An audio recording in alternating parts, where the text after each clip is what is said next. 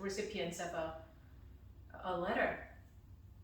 Oftentimes, whoever said who wrote it and whoever said the audience should be was real. And so I assume that Theophilus was also a person. There's no reason for Luke to actually come up with the fictitious figure. If there was nobody who he could write to, he would have said, this is for the sake of those who believe, among the Gentiles. I want you to know that I'm writing this for you. But he picked the name Theophilus. I think there's a good reason for that, which means there was a person. So that's my personal perspective. Since many have undertaken to set down an orderly account of the events that have been fulfilled among us. Account of the events. So this is to write about the events that actually took place. But the events took place to fulfill the prophetic words from the past, is what he's saying. Just as they were handed on to us. So Luke is not the first generation witness, but he was the second generation who was with the direct eyewitnesses. So he wanted to actually take down the record. The reason is because when Jesus walked on this earth, he oftentimes reminded, so after he was crucified, dead and buried, rose again, before he ascended into heaven, he gathered his disciples and he told them, I'm coming back very soon. He said very soon, so keep watch. So the disciples assumed that according to the human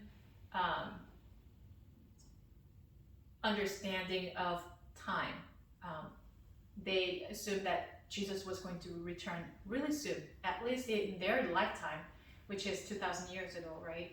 And therefore, they did not feel the need to take down any records. They did not have to leave anything. They only needed to spread the gospel and just get people ready. But then as time passed, they came to realize when Jesus said, I'm coming back soon, that meant not the human understanding of soon, but his timing of soon. And this is not written in the Bible, but according to the biblical principles of God's patience, patient enduring, he wants to see all humanity come to know him and be saved. He wants to see all the tribes and nations to hear the gospel and to encounter him. And therefore, he's been waiting patiently. He wants to come for the second time, which is going to be the end of the world, which is going to be the time of judgment, which is going to be when the grains and the weeds will be separated, meaning the true believers and the non-believers will be separated, and the true believers will be lifted up into heaven. He wants to save everyone, and therefore he's been patiently waiting, and he's been extending time. And some spiritual leaders or some spiritual people actually see a vision where the angels are actually who are supposed to carry out the judgment on the earth. So God orders and they carry out, and they're holding on to this buckets of wrath. They're holding on to if they just let go of their hands, then the judgment will fall upon the earth. But they're holding tightly to the very edge of the thing that will start the judgment. They're about to let go. And so many people say that we are living in the tail end of the, say, if the end times, if the end times is like a horse. Back in those days, they were talking about the head of the horse, but now we're talking about the tail of the horse, and it's about to happen. And why did it take such a long time? I'm not God, and we're not gods, and we can't figure out, we sometimes can't comprehend God's wisdom or his way of doing things because we are limited by human capacity. But when God does something, there's a good reason, and there's a reason only for our goodness. His love is sacrificial. His love is for others. His love is never self-love. And so for our sake, he is waiting. He has been waiting. And so, long story short,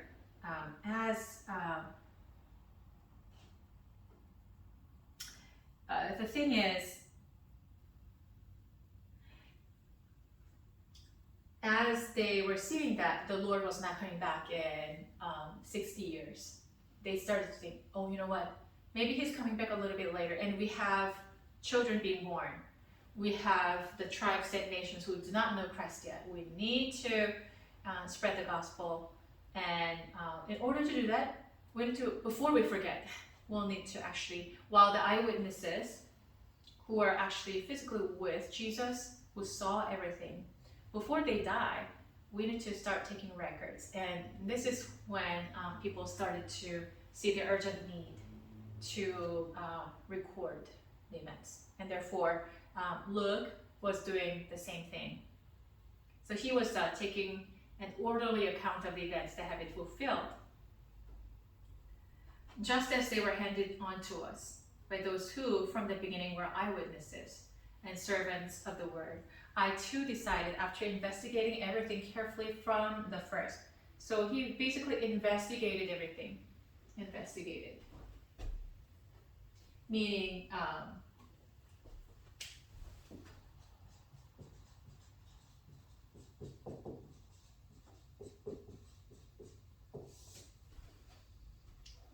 he didn't just hear whatever was passed down to him. Like, okay, I was an eyewitness. Let's just sit down. Let me tell you the whole story. Like a grandpa or grandma will, have their grandchildren on their laps, and oh, here's a story. Here's how I grew up. This is what happened in your former generations. This is how things were done in the past. Now, he's saying he investigated into the matter. So he checked different eyewitnesses. He perhaps turned to any records, and he probably compared with the Old Testament, manuscripts as well. And he just carefully investigated into the matter to see if it's true or not, which one is more accurate. As a physician, he was very careful. And then he actually started to write an orderly account for you, most excellent Theophilus. So Theophilus is basically a noble person, to be called the most excellent Theophilus, so that you may know the truth concerning the things about which you have been instructed. So he was familiar with these events, but Luke wrote in such a manner to confirm what he knew, perhaps correct what he knew incorrectly. And so then the first thing that the writer Luke says is the birth of John the Baptist. John the Baptist being conceived and the birth of John. In the days of King Herod of Judea, there was a priest named Zechariah. So there were priest Zechariah,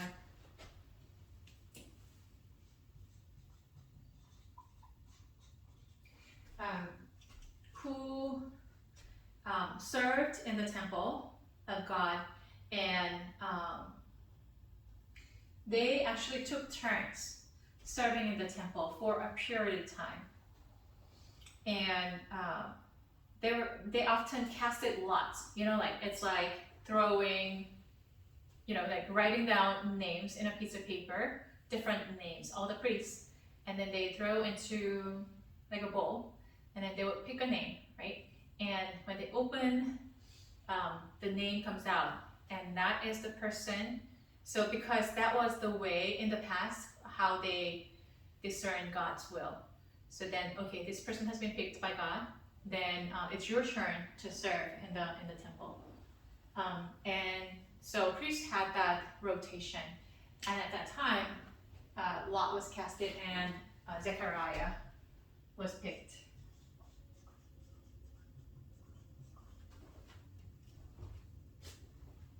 And immediately following that sentence is his wife. He talks about, the wife is being talked about.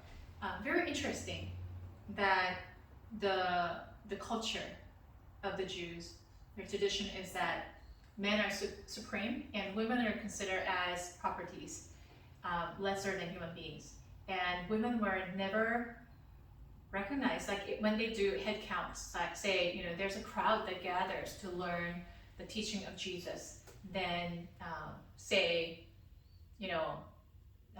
there are 12,000 people who gather, then they would only count the heads of the grown-up males. They did not count women or children, and they would come up with a number like, okay, there were 5,000 people.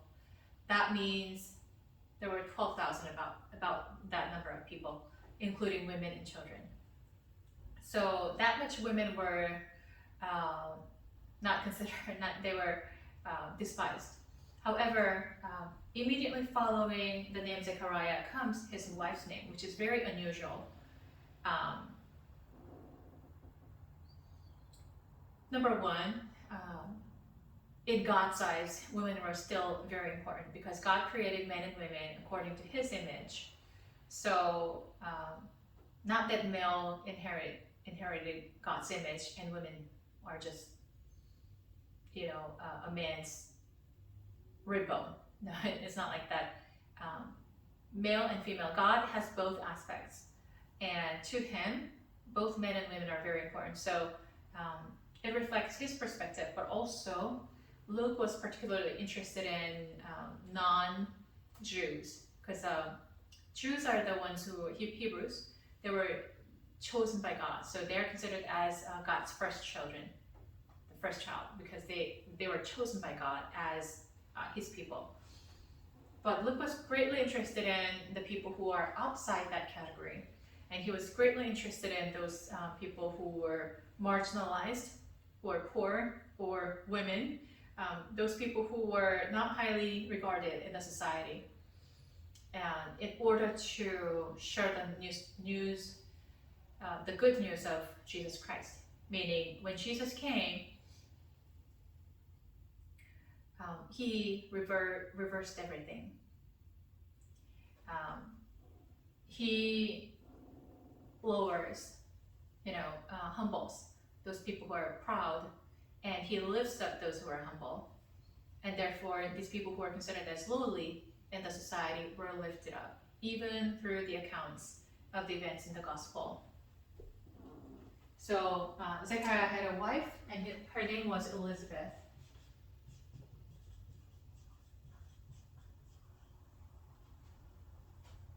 So,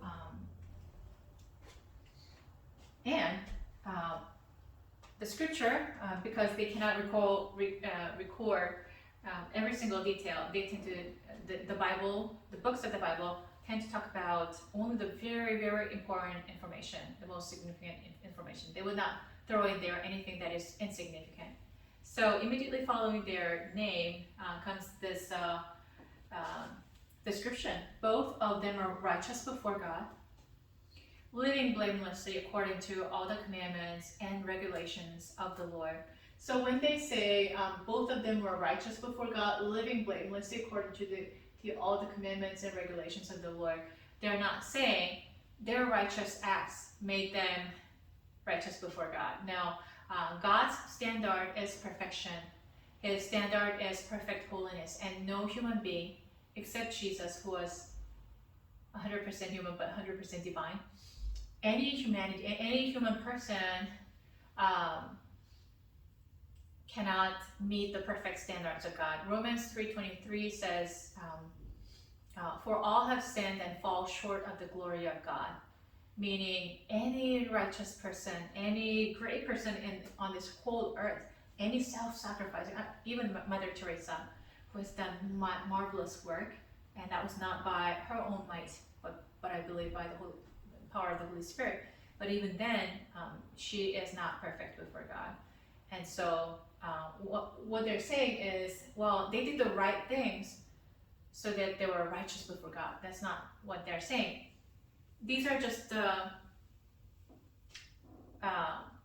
two sentences put together, meaning both Zechariah and Elizabeth were righteous before God. They were considered as righteous because of their faith in God. And because they had a relationship with God, empowered by God, and their hearts were right with God, and therefore God empowered them so that they would walk blamelessly according to all commandments and regulations. But, okay, another important fact, but they had no children because Elizabeth was barren and both were getting on in years. So Elizabeth was just unable to conceive a child. She was just barren. And plus they were very old. Once when Zechariah was serving as priest before God and his section was on duty, he was chosen by lot, according to the custom of the priesthood, to enter the sanctuary of the Lord and offer incense. So their job is to let the 7 lampstands never go out of the flames and offer incense as fragrant offering to God, to keep the bread of presence all in place. And they would always worship God every day. That was their job.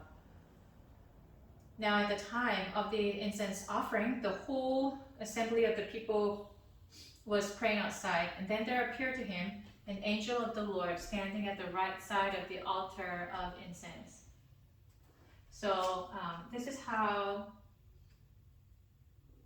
a tabernacle, or inside the tabernacle, there was a holy and the holy of the holies.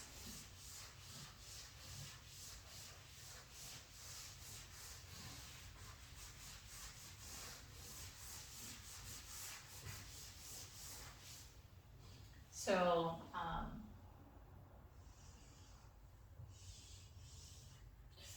in order for you to see well, I'm going to actually use black.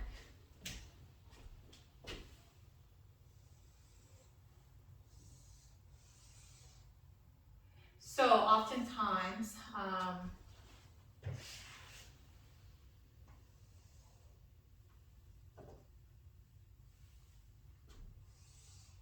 so this is the Holy of the Holies.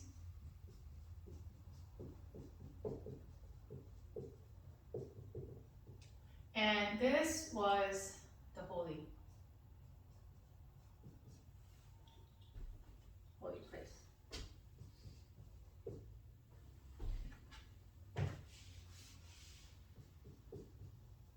So this is a sanctuary.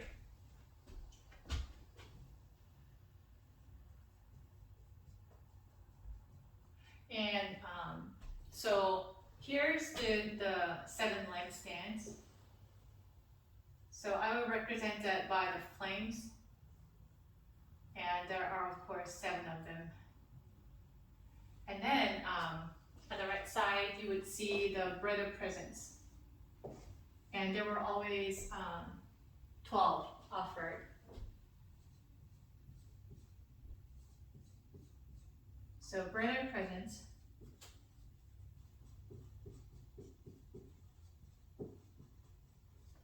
And this is the 7 lampstands.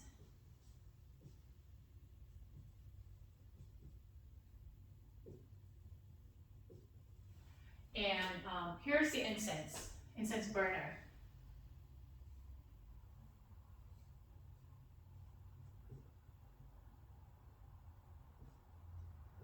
And so it would be burned. And this is the Holy of the Holies, where the Ark of the Covenant was. Let me just represent that as just a box, although it's not just a box. And there were 2 angels sitting here with their wings,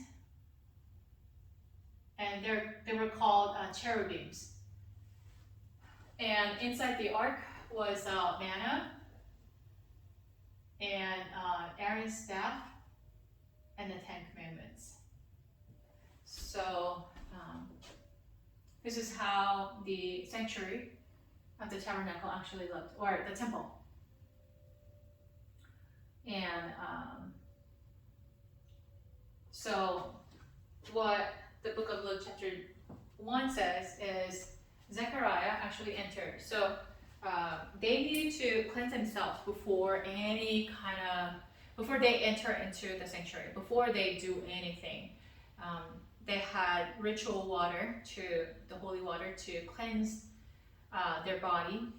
It's symbolic of the fact that they are cleansing themselves by the word of God, by the presence of God, their sins. Because even priests, or the sin by definition is missing the mark, meaning God's perfect standard of holiness is like a dot in a target, and you try to aim it. Everyone tries to aim it. I guess at least those people who fear God, we want to meet the God's standards, but then we always miss the bullseye. So missing the bullseye is like a sin, and if you miss the bullseye, then you're off and you're disqualified overall. You don't get any points, and therefore even the priests were considered as sinners, and they needed to cleanse themselves. But they were picked by God. They needed to really try to be in the right relationship with God. Their hearts need to be checked, and they need to repent. They need to be cleansed, and so that washing actually symbolized that. And they would take care of the animal sacrifices outside. The animals could be burned, or they could be boiled. It took different rituals. There were at least 5 different ways of offering the animal sacrifices.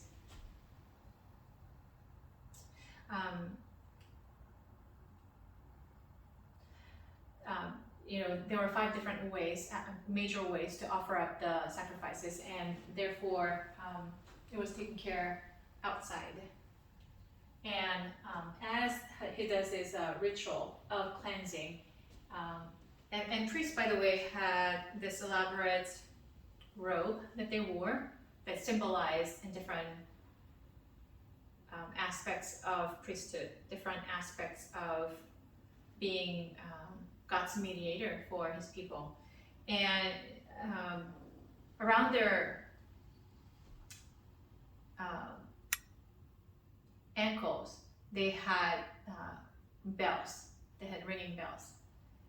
So, because when they entered into the sanctuary, it was pitch dark. It was covered 4 layers, and there was no light except the 7 lampstands.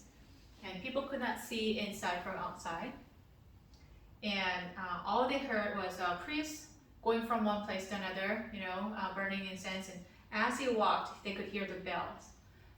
If the bell does not ring for a while, then you can suspect that he was struck down by God for not repenting for his sins, or something inappropriate happened, and this person died.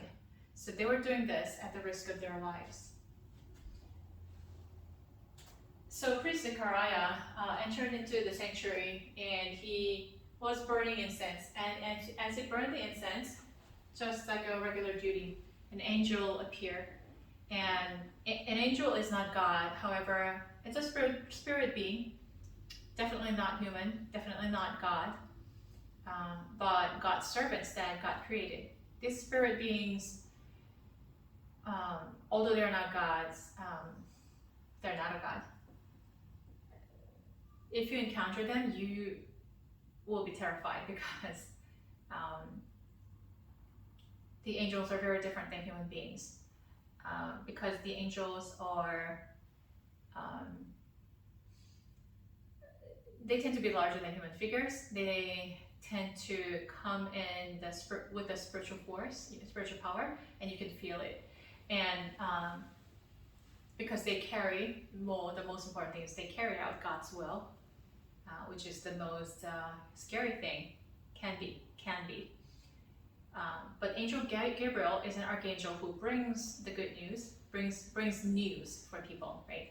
And certainly he appeared before Zechariah, and also he appeared before Mary. Now, so an angel appeared and they had conversations.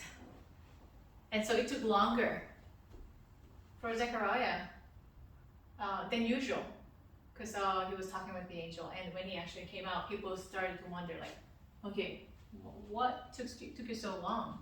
What happened? Is what's happening here. When Zechariah saw the angel, he was terrified, and fear overwhelmed him. But the angel said to him, "Do not be afraid, Zechariah, for your prayer has been heard." So Zechariah is of course a priest. As a priest, he would pray, but especially his personal prayer was recognized with God. He prayed that they would have a child. The reason is because in the ancient days, it was very different. These days, there are so many people who are without a child. But in the past, especially in the community of the Jews, you needed to have a son to pass on, to carry on with your last name, right? Your family name and family inheritance, family tradition. And if a family could not have a child, then they were considered as cursed by God, because children, conversely, were considered as blessings from God, and they are, right? Whenever a child comes to the world, some people are not very happy. Oh, here's an oops baby, like we didn't plan on this, but and it's such an inconvenience for some people, right?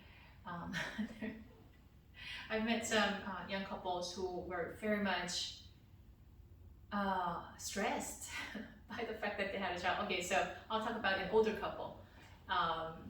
This couple, very godly couple, they were serving faithfully at church, and they had missionary hearts, and they wanted to support the ministers as well.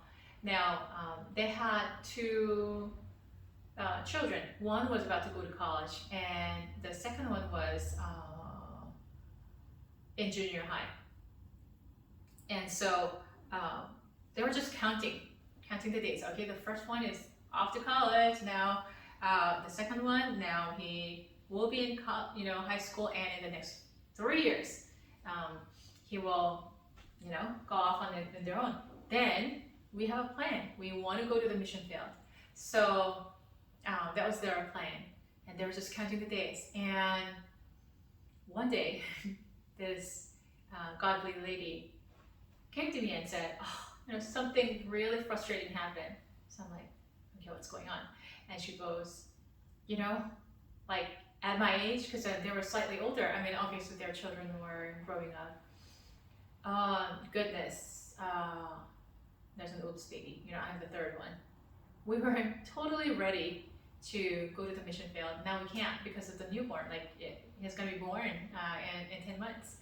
And so, long story short, she gave birth successfully at an older age, and the baby was fine little boy. Oh, he was so adorable, cute, and healthy, and smart, and all that. Now, the couple, it was a joy. For the couple, it was a joy. But it certainly made them give up on their plans. They couldn't go anywhere. So then, sometimes children are considered as nuisance, or they're an inconvenience. But then, well, that's part of the reason people say, you know what, if you live a longer life, you come to know that you don't live by your own plans. I mean, certain plans, yeah, you can actually fulfill those plans, but then oftentimes, like, your life is in the hands of someone else, someone who is higher than us, someone who is stronger, someone who is more sovereign, because none of us can choose when we were born, where we were born, how we were born, what order of the siblings, and we don't pick our day of death either. and how he died. So at least by that we know that there's somebody, there's another being that is in charge of life. Now, so today we have a very different perspective on children and marriage and all that, but in the past you gotta have a son, and so Zechariah and Elizabeth probably prayed. They had not given up yet. They kept praying for a child, and the angel says, "Do not be afraid, Zechariah, for your prayer has been heard. Your wife Elizabeth will bear you a son, and you will name him John." So a very unusual name, I talked about that. "You will have joy and gladness, and many will rejoice at his birth, for he will be great in the sight of the Lord." So interestingly, when people come to pray, I'm reminded of Hannah, Hannah and Elkanah had to pray for a long time for a child. And finally, she, before conception, she dedicated her, like, if you give me a child, if you give me a son, I will dedicate him in your service. And she conceived. Parallelism here. Zechariah and Elizabeth prayed for a son, and God says, "I'm going to give you a son. He'll be great in the sight of the Lord." By the way, it's going to be a Nazarite, meaning a person who is consecrated before God. He should not drink wine. Don't shave his head. He should not touch the corpses and things like that. There are certain duties that this person needs to perform, certain things that he needs to abstain from. So even before Elizabeth conceives a child, the angel says, "You'll have a son. By the way, he'll be dedicated to the Lord." So it's a fulfillment of their prayers, but also when God answers our prayers, his vision is greater than our own vision. Zechariah and Elizabeth probably had a vision, we've got to have a son. Otherwise, your family name doesn't get passed on. Your family just ends. It's going to be really sad. And it's a disgrace to the woman because people see that the woman is cursed when she's not able to bear a child. So therefore, I really wish for a son, was probably their desire. But God does not end there. He answers their prayers, but then he says, "You know what? It's going to be great in my sight. It's going to be a joy to you and joy for all nations, because he's going to carry out a very important role in my kingdom. He will turn many of the people of Israel to the Lord their God. With the spirit and power of Elijah, he will go before him to turn the hearts of the parents to their children, and the disobedient to the wisdom of the righteous, to make ready a people prepared for the Lord." Zechariah said to the angel, How will I know that this is so? For I'm an old man, and my wife is getting on in years." And there's a parallelism that we see even with Abraham and Sarah. They actually were like past the childbearing age, much older than that. And when actually God promised to Abraham, "I will give you a son, and also through you will come many nations," in his life. Okay, the time when you first called me was when I was 75, and I'm like 99 years of age. Sarah is like 94. Like, how are we supposed to have a child? The same question. The angel replied, "I am Gabriel, the angel of the news. I stand in the presence of God, and have been sent to speak to you and bring you this good news. But now, because you did not believe my words, which will be fulfilled in their time, you will become mute, unable to speak until the day these things occur." So why is he being muted? Because there are times when God promises us something and we cannot believe, and therefore we will speak the words of disbelief. I can't believe this. Oh, I'm too old. Like, oh, how can this be? Like all kinds of words of disbelief come out of our mouth. So then God shuts our mouth so that we will not discredit what he just said, or because our words are very important. Out of abundance of the heart, the mouth speaks. So whatever is filling our hearts will come out of our mouths, and therefore, when people say words of disbelief, unbelief, their hearts are filled with unbelief. They don't have faith in God. They don't trust God. So then what God does is, okay, so it's not good to have unbelief in your hearts, but even worse, to speak it out, because your words have power. It's binding in the spiritual realm, and therefore I'm going to just mute you. Meanwhile, the people were waiting for Zechariah and wondered at his delay in the sanctuary. When he did come out, he could not speak to them. Of course, he was muted, and they realized that he had seen a vision in the sanctuary. He kept monitoring to them and remained unable to speak. So people know something happened. Why did it take so long? Oh, he cannot even speak. Maybe he encountered somebody, like an angel. They kind of could guess. When his time of service was ended, his time as a priest to serve in the sanctuary, he went to his home. After those days, so like soon after, immediately after, he went back to his home, and they slept together, and Elizabeth conceived. And for 5 months, she remained in seclusion. And she said, "This is what the Lord has done for me, when he looked favorably on me and took away the disgrace I've endured among my people." Now, in the 6 months, because she was in seclusion, nobody visited, she didn't go out. It's like a quarantine of 5 months, right?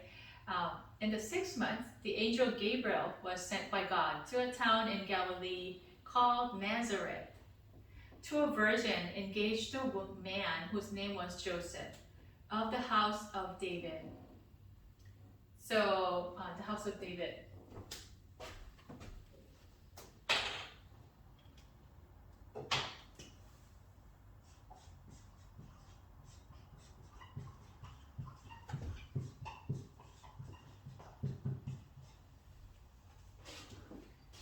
So the Messiah, the Savior, who is the Son of God, who is 100% human, 100% divine, was to come, and it was prophesied throughout the entire Old Testament. If you see, then you can see that the Old Testament takes up a large portion of the Bible.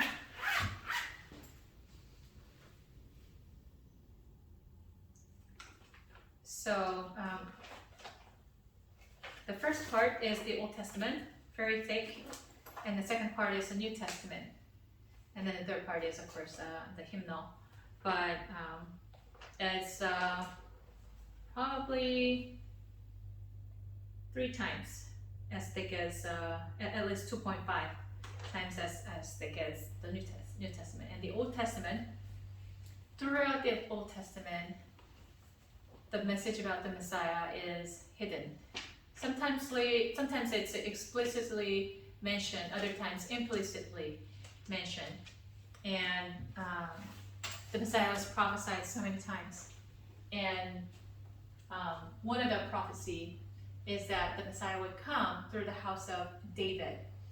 David was a humble shepherd boy, but he worshiped God in the field while he was tending his sheep, his father's sheep.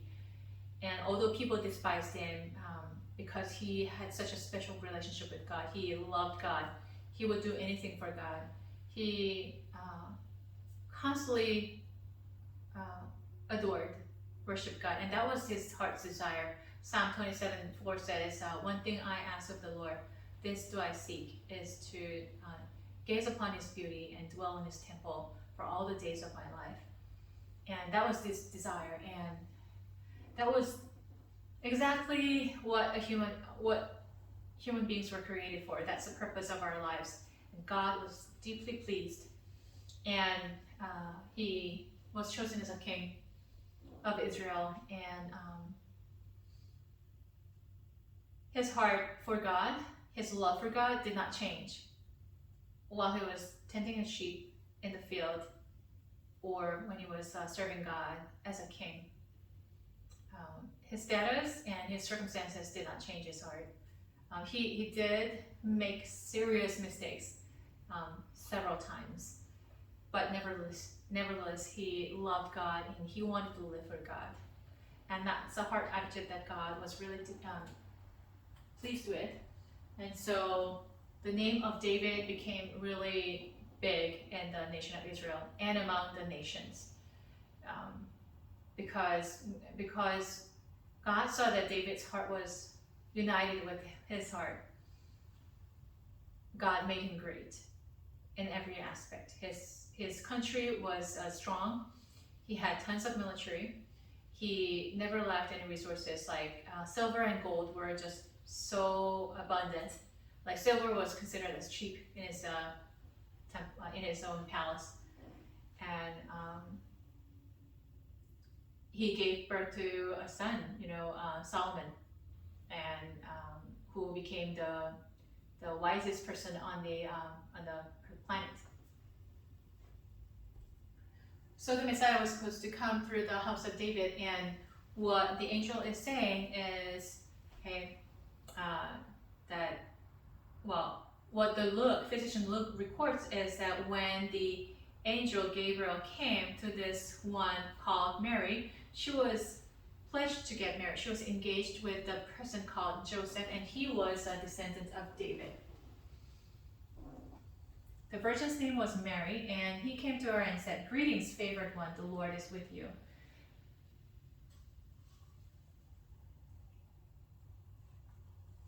When they say the Lord, it refers to God, Adonai in its original language. People were careful not to say the name of God in vain, and people really tried to not say directly God's name, and so oftentimes it was replaced with other words such as the Lord, or the one who, the most high, the one who is most high, or other kinds of names in order to avoid saying God. But Mary was much perplexed by his words and pondered what sort of greeting this might be. And so she is a woman of faith. As young as she was, she knew the scriptures well, and she was a spiritual person. Favored one, the Lord is with you. Okay, oh, really? The Lord is with you? I mean, the Lord is with all the believers, of course, at all times. But especially, like, I'm favored? Like, what do you mean by that? The angel said to her, "Do not be afraid, Mary, for you have found favor with God. And now you will conceive in your womb and bear a son, and you will name him Jesus. He will be great, and will be called the Son of the Most High. The Lord God will give to him the throne of his ancestor David. He will reign over the house of Jacob forever, and of his kingdom there will be no end." So always kings rise and fall. They're born and they die too. The kingdoms, the nations rise and they fall. Babylon, Persia, Roman Empire, Greek, the Greece, and it could be a really prominent kingdom, but then they rise and fall. We've been seeing that throughout the history. There's no kingdom that lasts forever. But what do you mean by that? This is his spiritual kingdom, because God is a spirit, and his dominion is the entire universe. And Jesus, as the Son of God, he is equal with God. He is one person, one of the three persons in Trinity. The Christian God is God in three persons. It's the same. The three persons are the same. And there are not three different entities, that they're one God. And it's a very difficult concept to conceive or explain. But Jesus is the Son of God, and he is one of the three persons in the Trinity.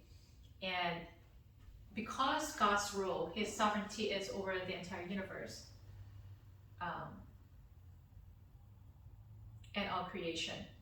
Jesus has the same authority and power over, has the same dominion, and his kingship is like a king figure. I mean, it's hard to explain how God is like according to human understanding because we are limited by the three-dimensional world, and what we know is kind of limited. We understand king, presidents, prime ministers and leaders, but that's about it. Our understanding cannot go beyond, but God is beyond that. So the highest one that we can imagine is a king, and God is utilizing that human language in order to explain how he is like.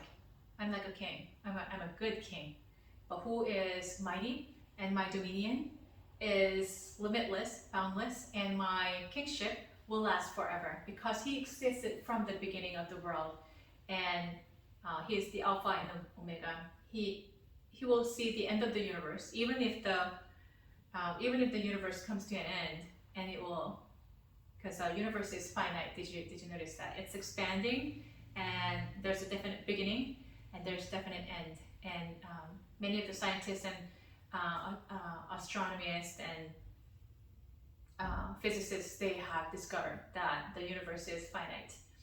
Now, it will come to an end. Everything will come to an end. But God does not have a beginning. He does not have an end. And therefore, his dominion and his reign will be forever. And Jesus, as a son of God, although he looks like a human being, like when he was walking on this earth, many people despised him. Many people thought of him as like, oh, a Nazareth, like he's from Nazareth and he's from Galilee. He doesn't look anything like a king. He doesn't look anything like God or son of God. And therefore, many people, by the appearance and the physical circumstances, they do not believe that he is the Messiah. But as a son of God, he will reign forever. His kingdom will never end. And Mary, you're highly privileged. You're highly favored because you are chosen as a human mother of this God incarnate, to have this God incarnate as your own child. Mary said to angel, "How can this be since I'm a virgin?" So this is not a question of unbelief. No, she like, you can actually see her final response, and you can see that her heart attitude is like, oh, wow, may your will be done.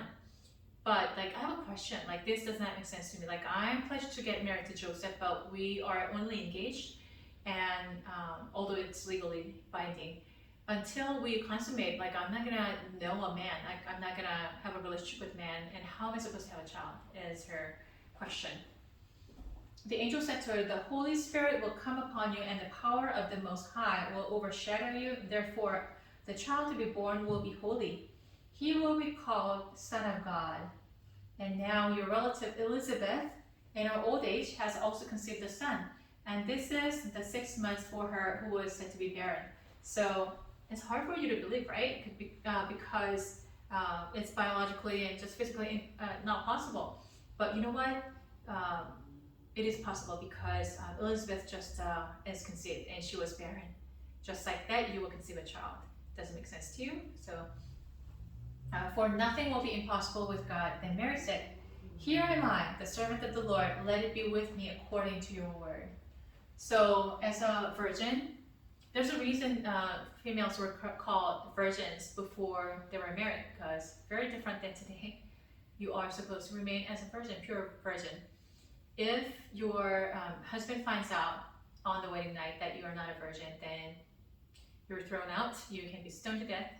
You certainly get disqualified as a bride. Now, so it was just expected by the society that she's to remain a virgin, and I'm a virgin, and how am I supposed to have a child? And if she conceives a child, then yes, in the end, people will find out because your belly gets bigger and bigger, and you certainly give birth to a child. And when people find out, then they'll say, "Where did you get this child? You must have cheated on your bridegroom, and you have been unfaithful. You've known a man before you got married. You need to be stoned to death." That was the case. but she took the risk because she feared God more than people. And she was risking her life in order to accept God's calling for her. Then the angel departed from her. So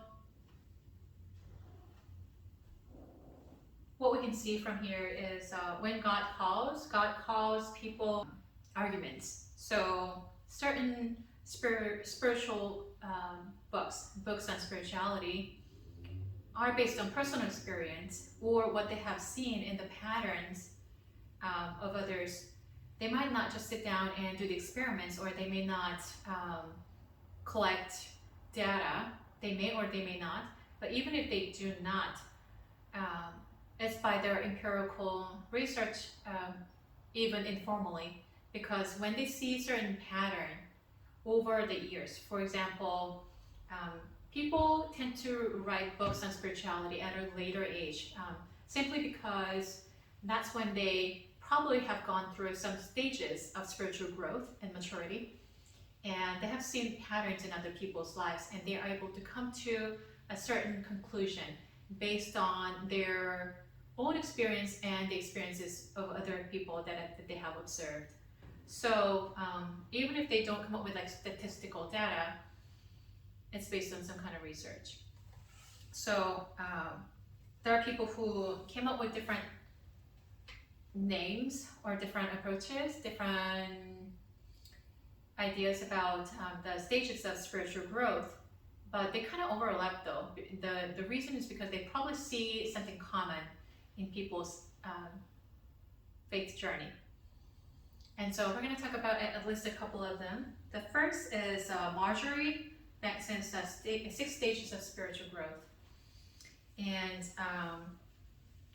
the 6 stages of spiritual development that she wrote, she says this: call as a spiral path, circling around to start at a deeper place each time, with greater focus and more understanding of how we connect the temporal and eternal dimensions of life. So call is a spiral path, meaning, say a person receives a call from God. So we're talking about the journey of Christian faith.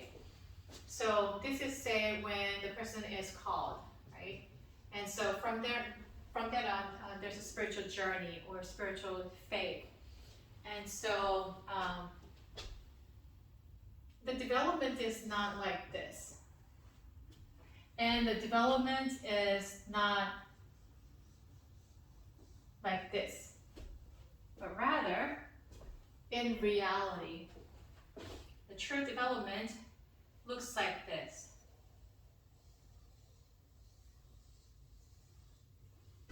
And it looks really regular, but it's not even regular. So it's more like, I would say,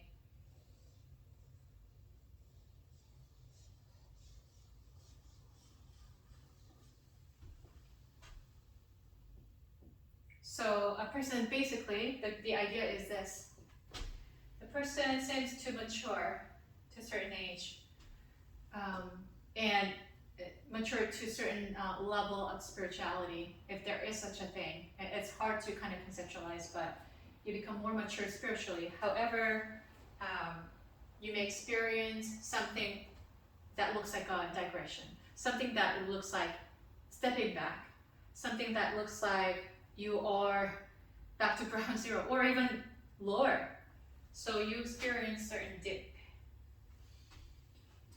And then during that moment, much reflection and learning takes place, hopefully, if you're intentional about it. And then you learn from that. And you still continue your journey by faith. Then you somehow come out of that and you go to the next level. And you stay there for a while, but then eventually you're going to experience another dip. That looks like digression, and sometimes it even looks like losing faith too. So you can be criticized by other people. The church may not have an understanding of this unless the top leader is very knowledgeable and experienced. even within the church and even within society, they'll say, "What's wrong with you? You shouldn't be there. You need to fix yourself and come out of that." But actually, this person is experiencing another time of the dark night of the soul, maybe. And it may not be like the darkest season of life, but there's like a short season, maybe a shorter season of dark night of the soul. You don't experience that like throughout whole life, but you tend to experience a minor version of it before you are able to jump to the next level of spirituality per se. So then, a person's spiritual growth is not like this. Like you don't grow from 1 to, okay, now you're just like getting grades from school. Like when we were going to school, elementary school, okay, first grade, you passed, okay, now you're second grade. Okay, so you finished your 5th grade, oh, you're moving on to, okay, middle school. So this is more like school, right? Oh, you successfully finished college and you prepared for college. You successfully finished high school and you prepared for college. Oh, all right, so you passed, you hit certain standards, and so then you're moving on to college. But spiritual development is not like that. Physical development, it may be like this. There's a spurt of growth, and then you seem to plateau, and then there's a spurt of another growth. So this is like more biological, this is more like educational growth, but then this is more like a spiritual growth.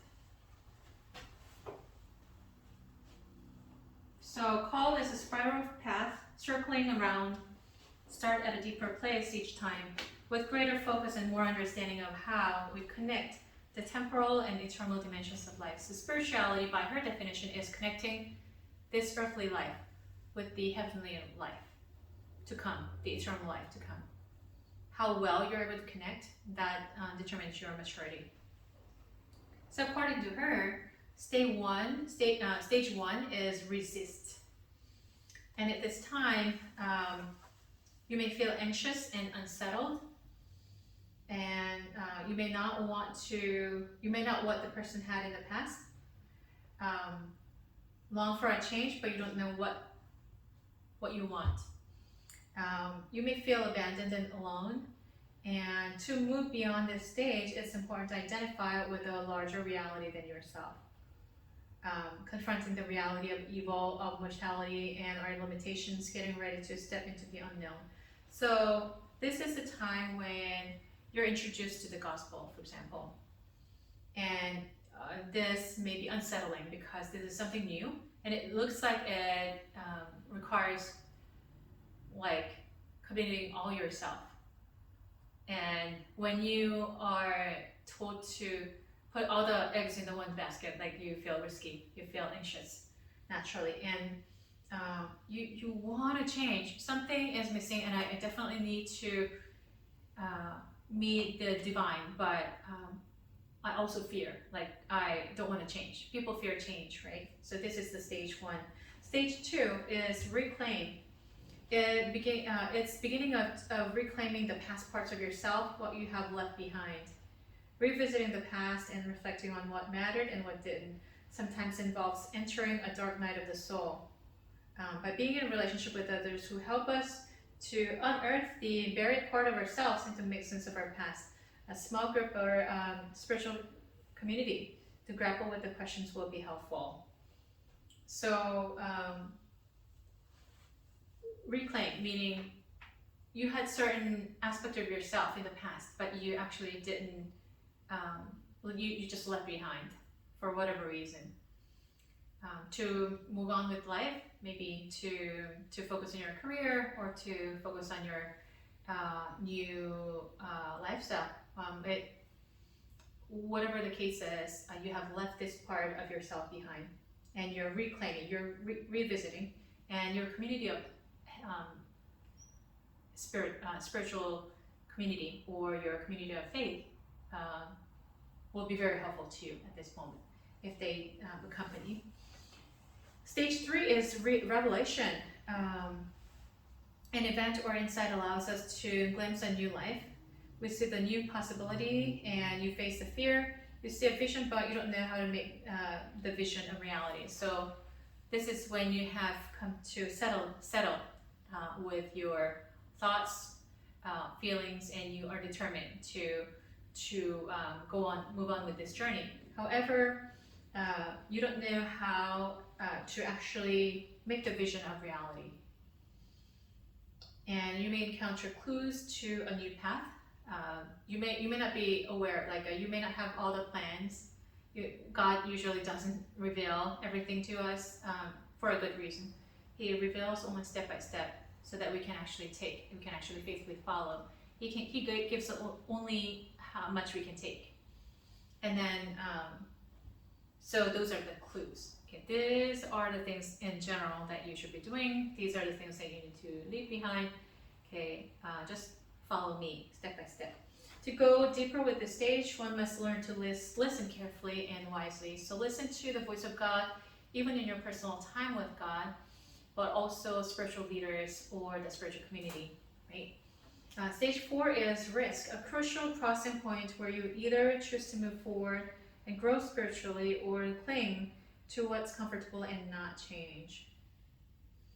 Yeah, so you went through resistance and you went through the dark night of soul and new things are revealed to you and you are willing to take the risk. Either you take a risk or you're like, unfortunately, majority of the people would say, you know what, I'm not taking that path. That looks so risky, that looks so difficult.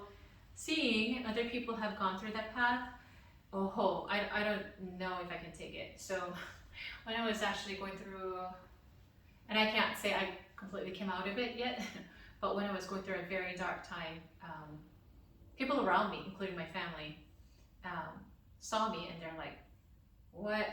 I do not want to. Some of my young adult disciples actually feared, although they were called, they feared, like, I'm not sure if I can take what you are going through. Is that part of the call? I am not willing to take that risk. And so they were saying to me like, okay, only after I have established myself financially and only after I get married or whatever, whatever has to happen first, and then I will be able to respond to the call. And so there's a huge risk, and the risk is real. It is costly. It'll hit you. No easy time, no shortcut. So it'll hit you, but it's a crucial crossing point, whether you choose to move forward or you just, no, I'm gonna just cling to what I'm familiar with and I'm gonna stay here, even if it's unsatisfying and even if it's, I felt anxious and unsettled and I long for a change, but I'm gonna just stay there.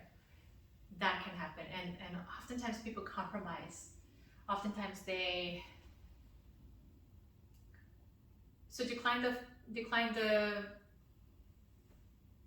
call eventually, or delay the call, which may disqualify them. So, well, in the case of Mary, she accepted the call, but she could have easily said, the vast majority of the girls who, if they were called by Mary, called like Mary, then they would have said, you know what, the laws in this community, I'll be stoned to death, and I'll lose Joseph.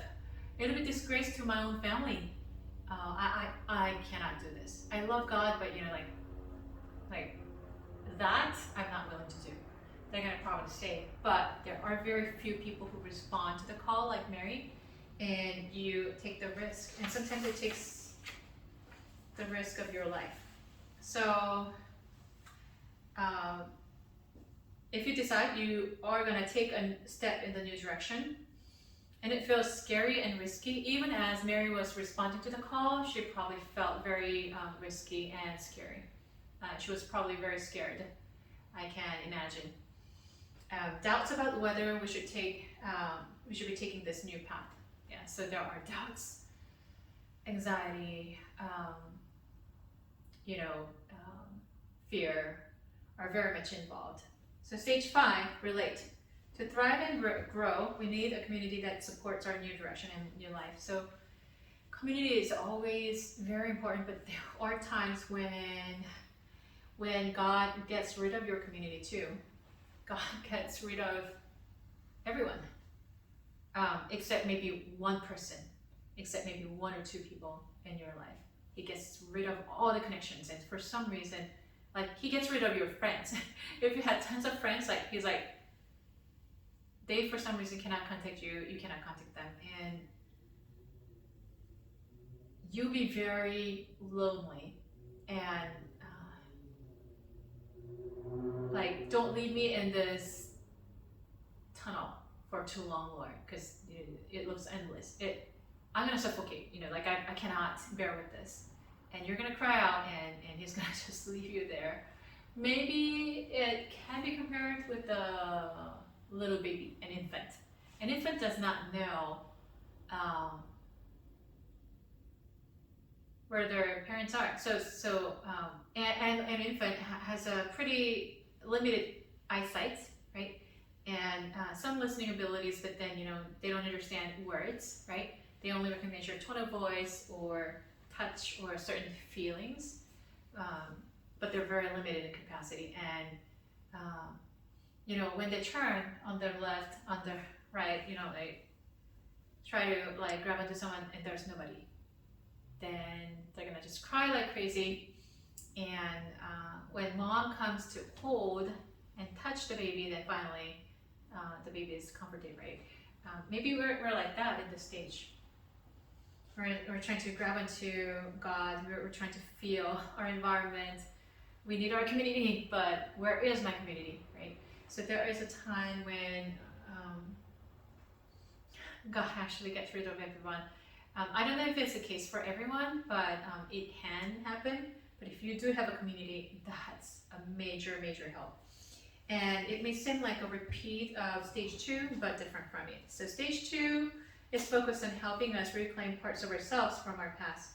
So certain aspects that we didn't think that were like, this part of my life, like I'm gonna just get rid of. I don't need it, but we're reclaiming that.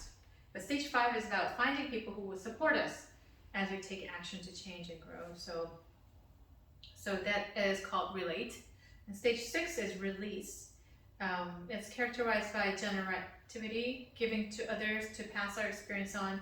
The stage of servant leadership, to listen to guidance and follow the need to rest before taking a new step.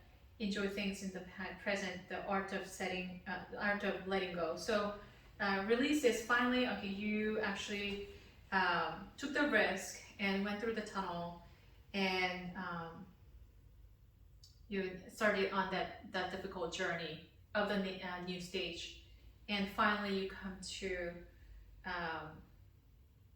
a certain maturity level, and you are able to listen to guidance and follow the need to rest before taking a new step. And you know what? Now my past experience, that dark night of the soul was something that was valuable to me, and you are able to appreciate that. And you can actually share your experience with other people, and that this is the stage of fruit bearing. You are able to really enjoy the fruit finally. So some key questions for each stage is: who am I? What is my work? What is my gift? And what is my legacy? Who am I? What's my work? What's my role?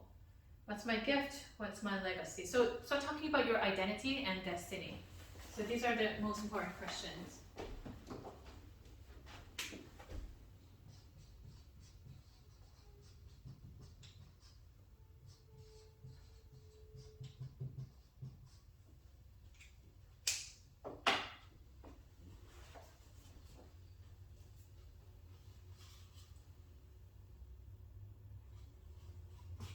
Next, we're going to talk about Heckberg and Gulick's six stages of spiritual journey. So this is a little more organized, and I actually like this theory better, but I wanted to give you more than one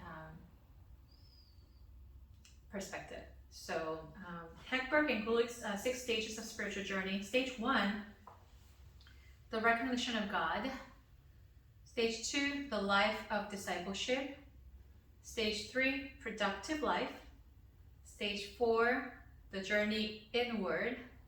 Stage 5, the journey outward.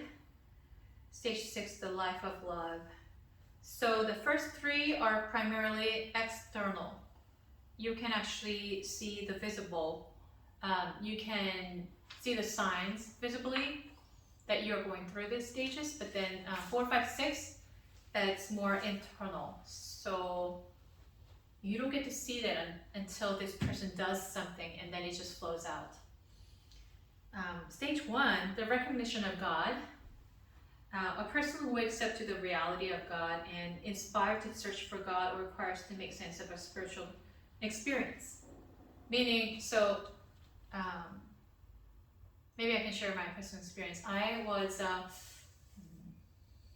I guess I went through this as a little child too.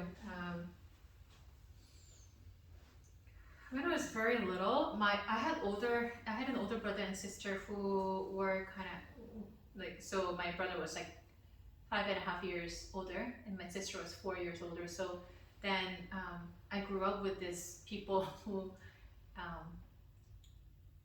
were more advanced in developmental stage, and their thoughts and talks were much more mature than mine.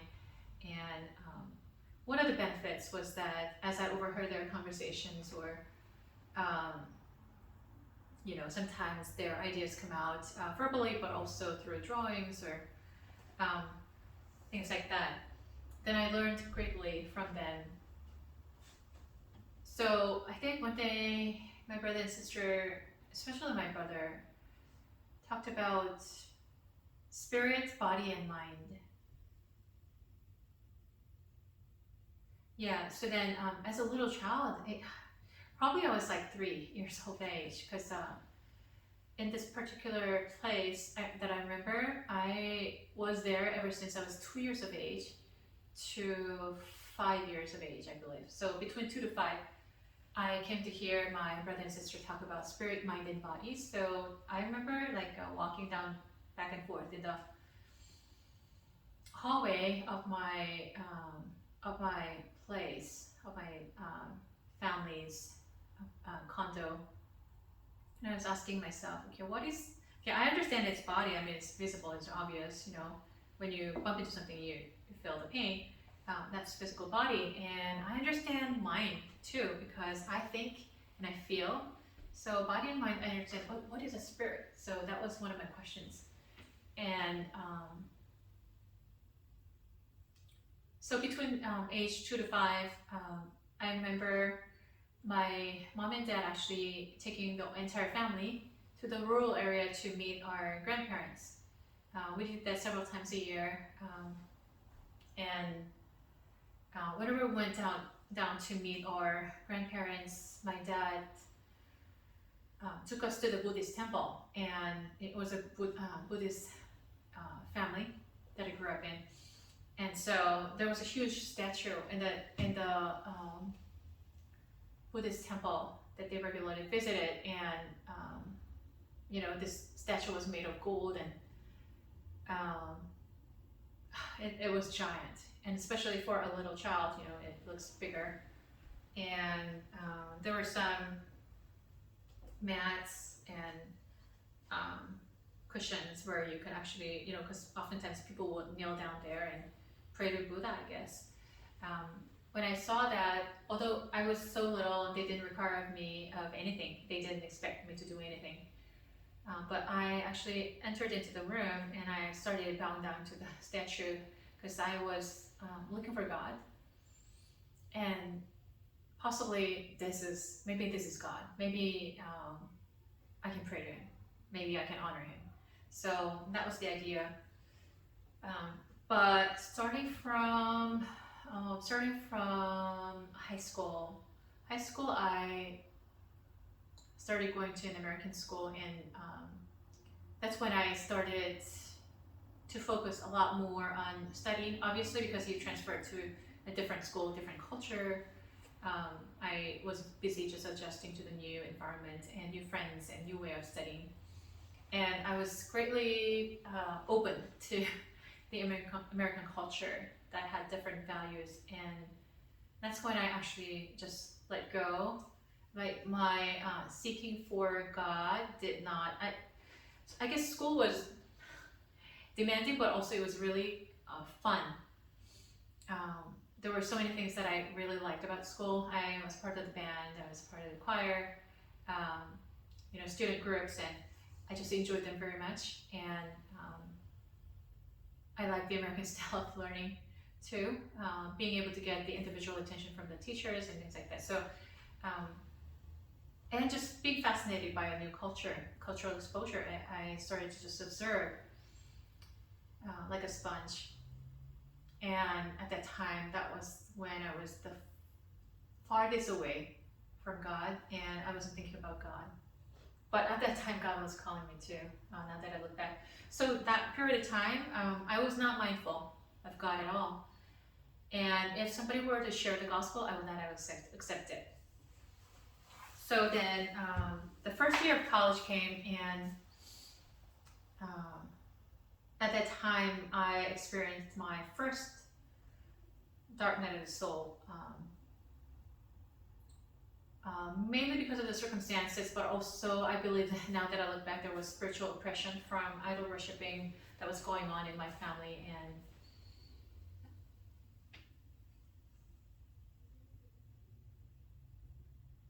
come to think of it, when I was in 4th grade, that's when my family actually started to engage, because for whatever reason, before my great grandparents passed away, you're not supposed to have your next generation start doing ancestor worship before you pass away, but they did. And it came to my dad's responsibility because he is the first son, and that was when I was in 4th grade. Wow, that's when my family started to go really astray. It started to fall apart. It started to be shaken. I don't think it's a coincidence. But anyway, by this time, when I entered college,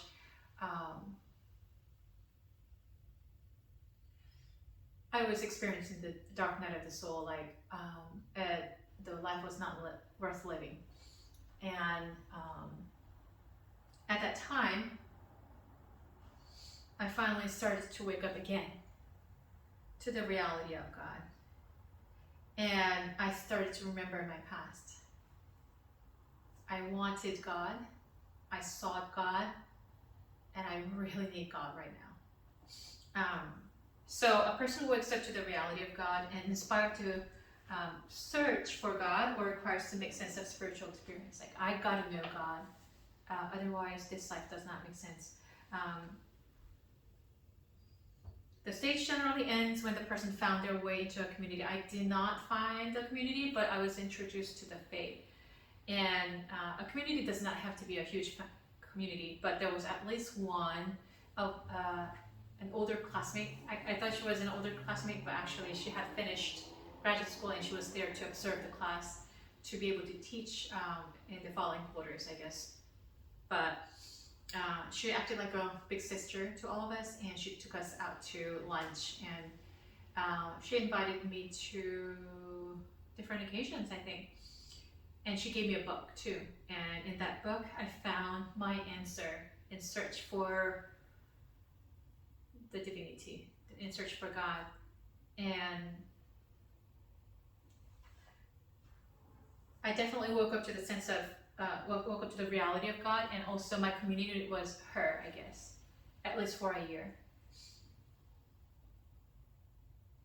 Very interestingly, now that I look back, I never thought of it from this perspective. Okay, so after the first year, she was not present in my life anymore that much. I mean, we sometimes connected, but that was about it.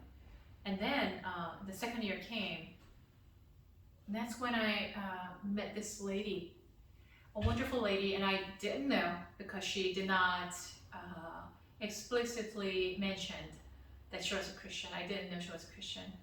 But she was very nice to me, and she had dual purposes, I guess. One, she wanted to she wanted my tutoring. She wanted to learn from my studying habits, and she wanted to benefit from me, sharing my knowledge of the class materials. Number two, she invited me to her home frequently, and I just felt very comforted just being there. She spent time with me. We ate together. I played with her dog, which is one of my favorite things. And then we studied together. And she showed so much love. She was just love. And I didn't know why she was doing that for me. But later, much later, around the time when we were supposed to depart from each other, because she was going to a different country. Her husband was working for an embassy and they had to move. She gave me this little journal or a magazine, a religious magazine, and in that magazine was her picture with her husband and in the past, how they met. There was a story about that, and there was a mentioning of God in the picture. And I finally came to know, oh, she's a Christian. I didn't know that. And all those years, she probably prayed for me. I have no doubts about that. And she just loved on me so that healing would take place. So I guess that was my community. But I did not have a church. I really wish that I had a church, but I didn't. And then stage two, the life of discipleship. From that moment, I was ready to receive the full gospel and to be involved in church, but I just didn't have an opportunity. Third year came. That's when I found the church. It was by circumstances too. My brother and I ended up going to church, so therefore I did find my community, and I was ready to be discipled. And so there was a lady who actually discipled me. And the life of discipleship does not mean that you receive formal discipleship training. No, life of a discipleship is when you make up your mind to fully give your life to this faith, and you are starting that journey as a follower, is what it means. The person connects to a community where they learn the essential doctrines of Christianity, formed by their association with others. So you attend worship. You get involved in experiences that teach you the faith. So it could be church events, it could be retreats, it could be just reading the Bible yourself, and then applying to your life. So why do we read the Bible?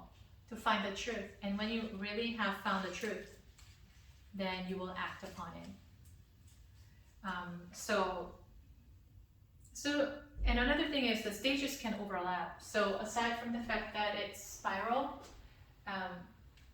the stages can overlap. So sometimes you find yourself in both, say, stage 2 and stage 3.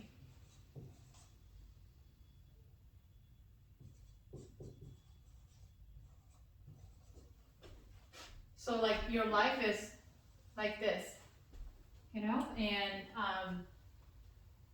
you may see like both aspects. Oh, you know what? I sound like I'm in the stage 2. Oh, you know what? I think I might be in stage 3. I don't know. So you can overlap, and sometimes it feels like you are going backwards too. And that's what it means by that spiral too. So ways you might get stuck in stage 2 and fail to move on is, at first, the person might become zealous about the doctrine. So you're stuck with the doctrine, and there are so many people who are stuck at this stage, unfortunately, and they're so faithfully bound by the doctrines, they cannot do anything differently. They cannot think any differently. When your thoughts are stuck in something, your actions and your decisions will be stuck as well. Second, the person might come to the place where they love their small group or circle of friends so much the warmth becomes not only a source of comfort, but a way to exclude others and keep the person from growth. Oh, you know what? I like the way this small group is operating, and I'm not going to change. And please, you don't change either. and so when God is calling this person, okay, so you're done with that season, now come out, and you need to either move to a different group, or you might need to get involved in a different activity, or you may just need to spend more time with me and away from that group. You know, God may call you to that season, but you're not responding. You feel the need, you feel the pull. You may say no to that. Stage 3 is when you successfully have gone through the discipling stage, and you may still be lifetime. Discipleship is lifetime. So still you're being trained and you are following, but you are becoming more visibly productive. A new season of service and leadership, the person becomes highly involved in ministries of compassion or administration, evangelism, or justice, depending on what your gifting is. You might serve on a committee, volunteer for choir, as a Sunday school teacher.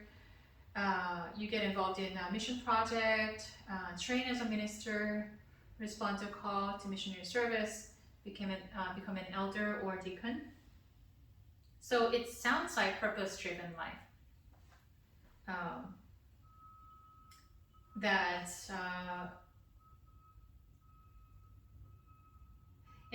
Those who serve long and faithfully come to the point where they ask, isn't there something more? Like serving, okay, so there's got to be something more. And you may grow frustrated with your faith and drop out of church. So after serving, you may get hurt, but we're not talking about falling out of church because of hurts and wounds. Or it does involve that, but the reason you fall out of church is not that. You may abandon your faith entirely, or at least temporarily it looks like that, because you've been disillusioned. You know what? This is all? No, there's got to be more. I know there's more. Yeah, so the beginning of a holy new movement of grace in your life is experienced in stage 4 and stage 3, and then you move on to stage 4 if you make the decision, bold step of faith to move on, although you don't know exactly what kind of stage. It's the journey inward. Often the person can ignore the desert-like experience and keep doing what they're doing until they just run out of steam. And sometimes they find another cause that energizes to them.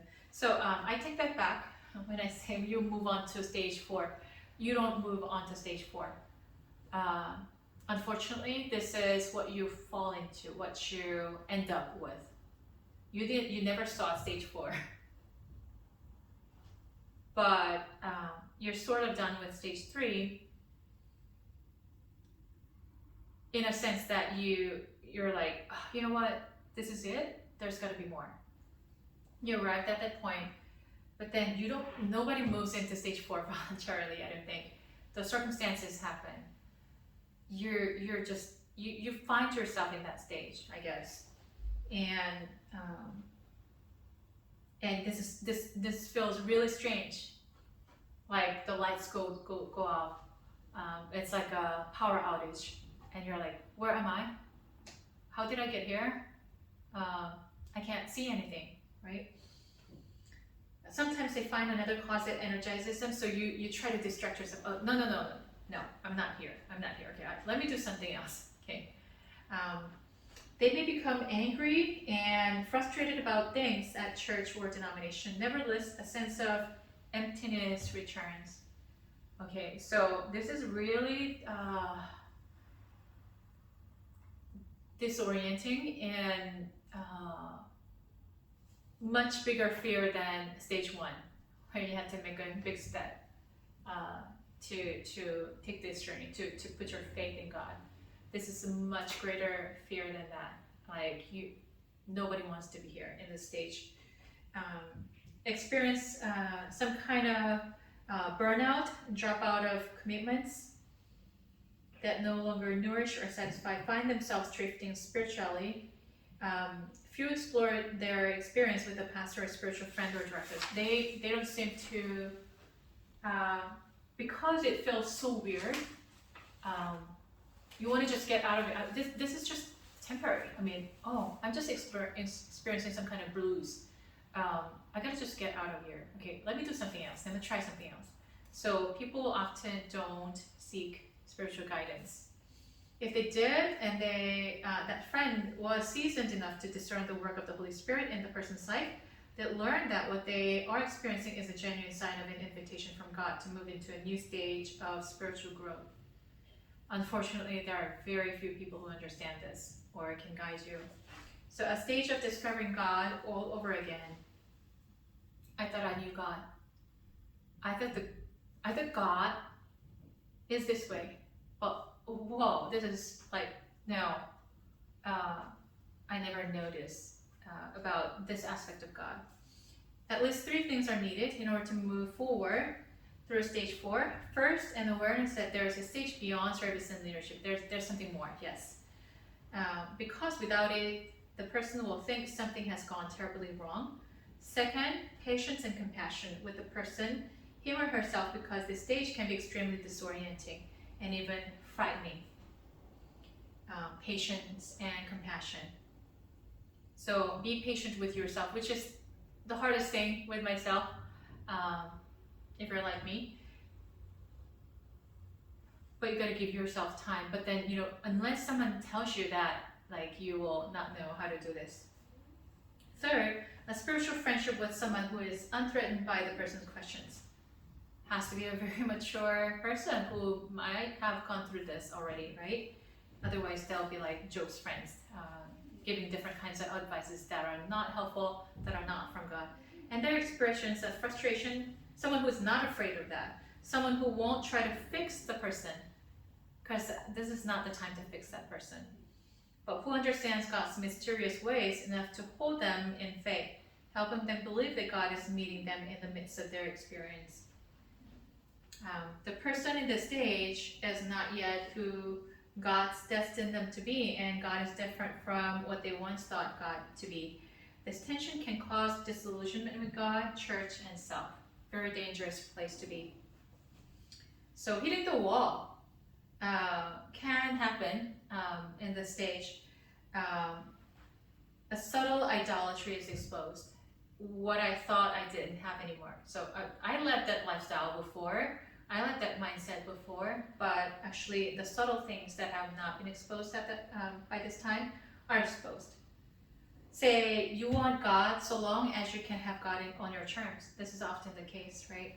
So long as you really don't have to change in the deep places. So long as you ultimately remain in control. Like, I let go of everything. I didn't give everything else, Lord, but this is mine. Kind of attitude. So having a form of godliness but denying its power.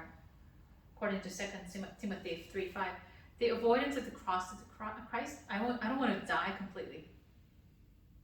Yeah, and so they must experience the cross themselves.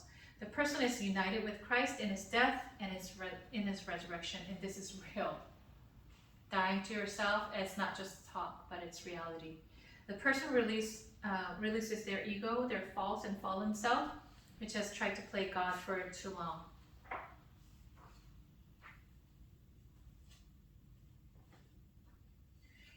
And if the person does, they will be awakened to a face of God that they have not known up to this point, a depth of intimacy that they have only longed for.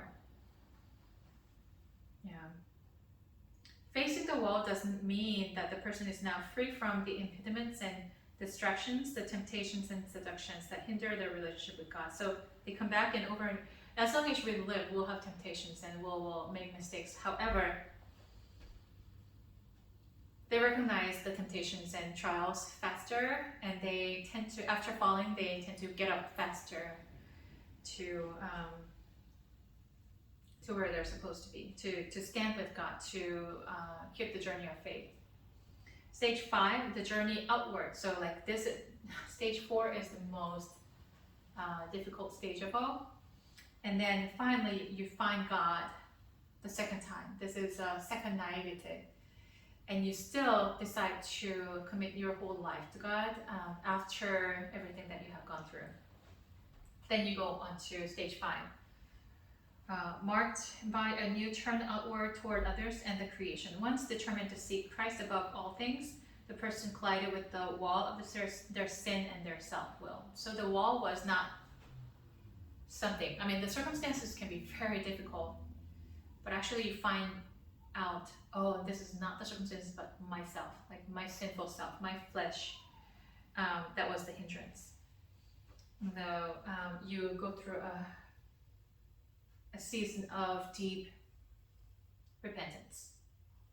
But if the person participated in this experience as a gift of God's severe mercy, if the person deepened their spiritual practices of intimacy with God through prayer and meditation, so in the midst of all this pain and, oh, you know what, it seems like God does not exist. It seems like God has abandoned me. However, you still stick to keep the journey and try to hold on to God through your prayers and meditation of the Word. Then, if they partner with a spiritual director, especially, that's wonderful. If you didn't, what can you do, right? And confront their demons, right? Confront the temptations that oftentimes come back to you, right? Then you emerge into a new dawning in your Christian experience, and the person is now moved by the Spirit outward again in love, and serve out of heart of love. And spiritual guidance is necessary to help the person discern what this power within them is impelling them to be and do. The person draws strength from the resources of the Spirit and from their real experience with ongoing union with Christ. So you don't rely on your own force, power, and we cannot be perfect in that, but you start depending on God. Like your need is real. Before you might say that, oh, no, I cannot do anything without God because the Bible says so. But now this time it's real, and you really kneel down before God and ask for His help. So the person's love for God and others, combined with their commitment to God's righteousness and justice, may lead you to do things that are perceived as odd, dangerous, or sometimes counter the mainstream of the society around them. So people don't understand you. Okay, I saw you like in the dark night of the soul, like you were crazy, and now you're making crazier decisions. What is totally wrong with you? Like, I think you need help. Might be people's response toward you, and they don't understand. You are not understood by other people if you have gone through the dark night of the soul and come out. And they may be disinterested in things that interest most other people, and their passions and interests will probably not be shared by most of those around them. Because when you have gone through the dark night of the soul, you finally come to aware, you know what, the things that I thought of as important, and the society said it as important, and people admire, people seek, they're actually useless. I found what I needed. Truly what I need is my faith in God, my spiritual community, depending on the Holy Spirit, just following His guidance daily. This is what I cannot let go. Other things, all other things I can just let go.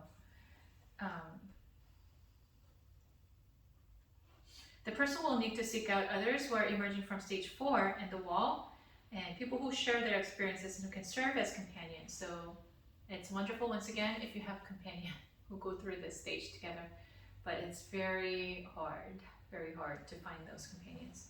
Stage 6, the life of love.